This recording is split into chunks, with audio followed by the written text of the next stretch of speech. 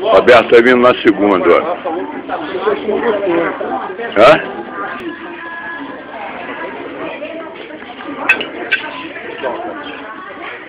Vou dar um close aqui. Betão, bota aí. Tá gostoso? Tá gostando? Não, Beto, eu tô mostrando o prato, né? Gostou da paella? Tá beleza. Que dia é hoje, Alberto? Hoje é domingo. Mas que dia do mês? Vai, cara. Esse é o Pedro. Pedro até agora escapou do Dr. Oliveira. Vamos ver até quando. Ele está comendo ali quietinho para ninguém lembrar do Dr. Oliveira. Dona Maria ali se preparando. A esclerose é o mal do mundo. Ó. A esclerose é o mal do mundo. Ela daqui a pouco vai começar com a esclerose dela, de falar do Dr. Oliveira. Não lembra, é mais velho que eu, e não lembro da... Dona Maria se preparando ali para cantar em francês daqui a pouco. Já estou preparado para gravar. Preparando a voz. Isso aqui é minha prima. Eu sou empresária dela, não vou deixar você botar mais nisso.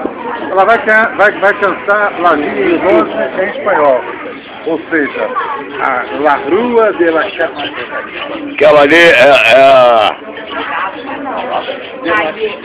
Aquela ali é a mesa do Seleta. Mas não é laranja não, pessoal. Seleta.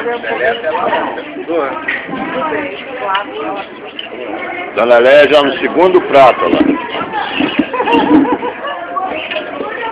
Vamos lá mostrar o segundo prato da Dona Léia. Pelo amor de Deus, eu estou no primeiro prato. É o terceiro. Não, estou dizendo de camarão, segundo prato de camarão. Cansei, cara.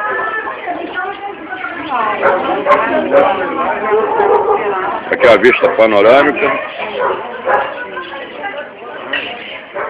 Olha lá, o garçom está chamando quem vai mais. Quebra esse... Ali está as crianças.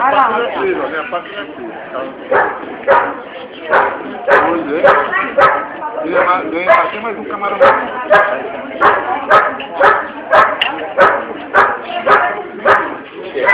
Tem um prato vazio aqui, por favor, retirar. Porque eu tenho que ir lá para pegar o segundo, senão vai ficar chato. Ih, caramba.